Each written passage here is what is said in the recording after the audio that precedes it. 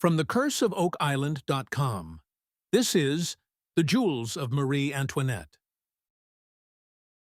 Of all the theories attached to Oak Island, the one involving the jewels of Marie Antoinette may be the most romantic and the most problematic in equal measure. It involves a doomed queen, a secret chest of diamonds and pearls, a loyal servant's flight across the Atlantic, and a sitting president of the United States who believed every word of it. The story has circulated in one form or another since at least the early 20th century, and it gained its most famous advocate in Franklin D. Roosevelt, who followed the Oak Island mystery from his 20s until his death in office. A Queen and Her Jewels. Marie Antoinette arrived at the court of Versailles in 1770 as a 14-year-old Austrian archduchess, betrothed to the future Louis XVI. On the day of her wedding, she was presented with the traditional jewels of a French dauphine, an elaborate diamond necklace that had belonged to Anne of Austria, along with pieces once worn by Mary Queen of Scots and Catherine de' Medici, all valued at roughly 2 million livres. Over the following 2 decades, she added substantially to her collection, amassing diamonds, rubies, emeralds, sapphires, and natural pearls that made her one of the most lavishly adorned women in Europe. Her spending habits, combined with the dire state of French finances after the 7 Years' War and France's costly support of the American Revolution, earned her the nickname Madame Deficit and helped fuel the public fury that would eventually consume the monarchy. In 1785, the affair of the diamond necklace, a fraud orchestrated by the Comtesse de la Motte involving a 2,800-carat necklace worth 1.6 million livres, further damaged the Queen's reputation, even though Marie Antoinette had no involvement in the scheme. By 1789, when revolutionaries stormed the Bastille and forced the royal family from Versailles to the Tuileries Palace in Paris, the Queen's name had become synonymous with royal excess.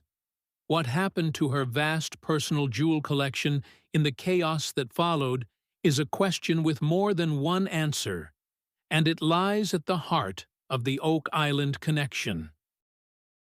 The flight to Varennes.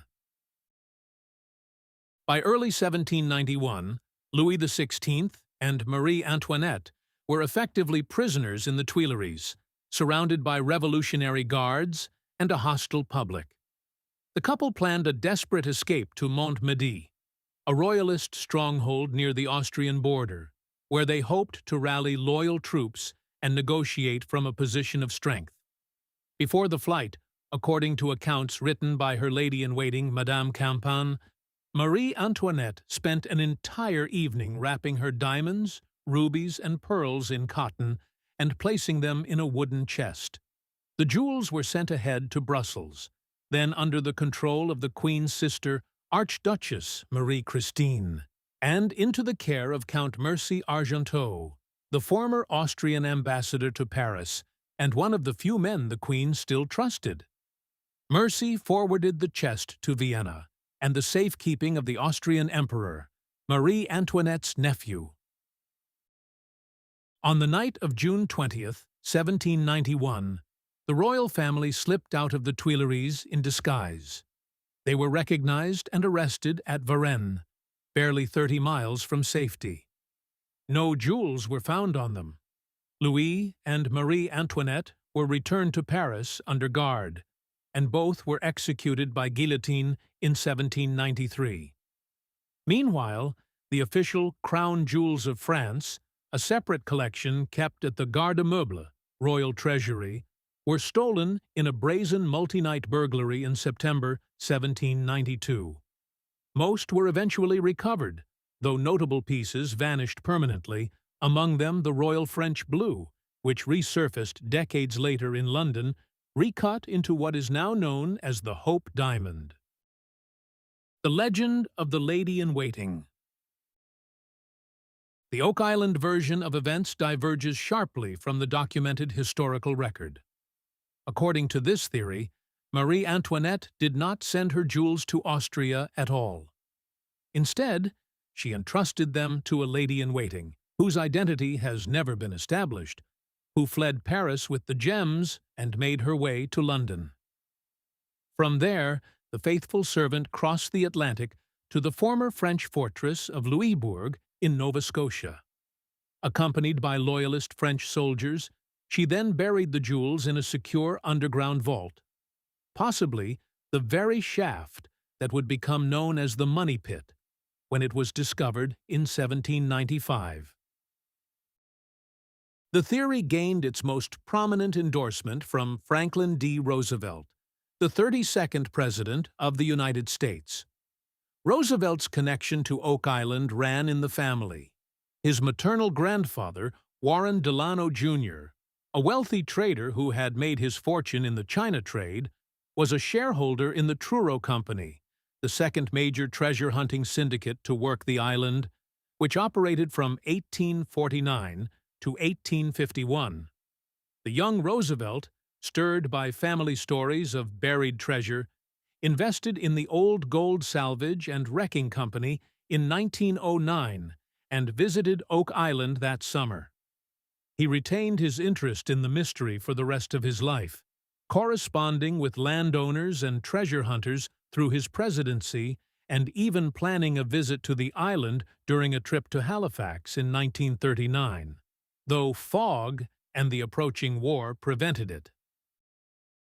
Documents uncovered at the FDR Presidential Library in Hyde Park, New York, by researcher Paul Troutman and shown to Rick Lagina and Alex Lagina in Season 4, Episode 12, Hyde Park and Seek, confirmed that Roosevelt believed Oak Island's treasure consisted of the lost jewels of Louis XVI and Marie Antoinette.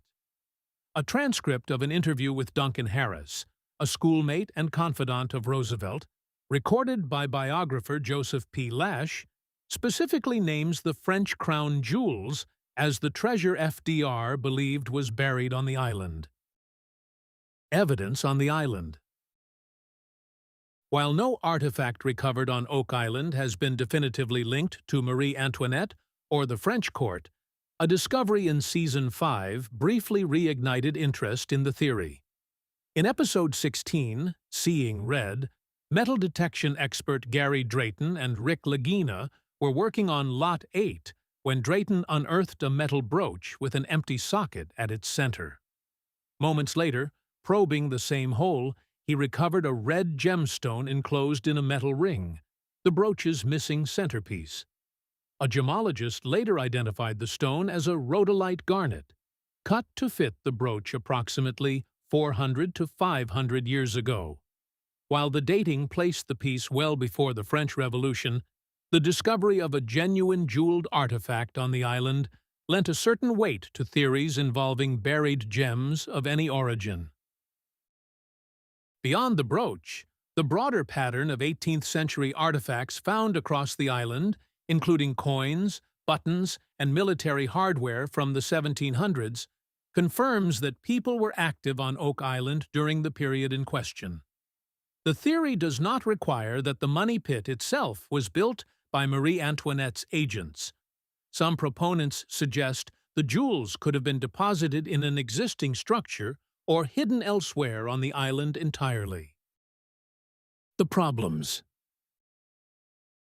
The Marie Antoinette theory faces serious historical objections, several of which were identified as early as 1958 by R.V. Harris, a Nova Scotian lawyer and Freemason closely associated with the Oak Island treasure hunt, in his book, The Oak Island Mystery.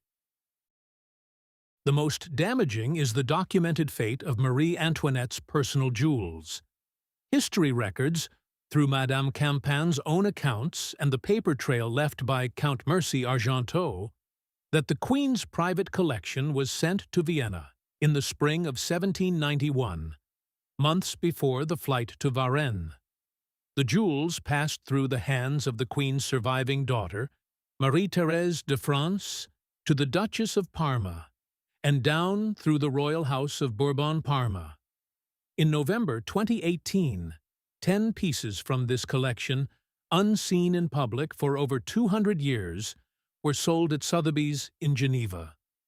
Among them were Marie Antoinette's natural pearl and diamond earrings, a diamond brooch, a pearl necklace, and a diamond ring containing a lock of the Queen's hair. Their provenance was meticulously documented. Separately, a set of 21 natural pearls given by Marie Antoinette to Lady Sutherland, the wife of the British ambassador, before the flight were auctioned by Christie's in 2007. As for the official crown jewels, they were stolen from the Garde Meuble in September 1792, more than a year after the flight to Varennes, by common thieves rather than royal agents. Most of the stolen pieces were eventually recovered by French authorities. Harris also noted a geographic problem. The fortress of Louisbourg, where the lady-in-waiting supposedly made landfall, had been in British hands since 1758, captured during the 7 Years' War, more than 3 decades before the Revolution.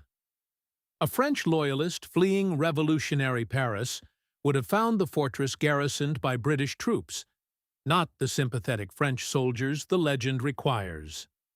Finally, the timeline is extremely compressed. The jewels would have had to cross the Atlantic, reach Nova Scotia, and be buried in an elaborately engineered underground vault sometime between mid-1791 and the summer of 1795, when the money pit was first discovered. By that period, Oak Island and the surrounding communities along the Mahone Bay shore were inhabited by English-speaking settlers, making a large, secret construction project difficult to carry out unnoticed. A theory that endures. Despite these objections, the Marie Antoinette theory has proven remarkably durable. It benefits from a story too dramatic to easily dismiss. A queen facing the guillotine, a secret chest of diamonds, a loyal servant's flight to the New World. It also carries the weight of Roosevelt's endorsement, a detail that lends it a gravity that more obscure theories lack. The Sotheby's auction of 2018 may have accounted for the Queen's personal collection, but it did not account for every jewel that passed through the French court during the Revolutionary period. Gems disappeared into private hands, were broken from their settings and recut, or simply vanished in the chaos. Whether any of them reached Nova Scotia remains, like so much about Oak Island, a question that the evidence has yet to answer. That was The Jewels of Marie Antoinette, written by Corinne Moll. You can read the full article, with its sources, at thecurseofoakisland.com. Thank you for listening.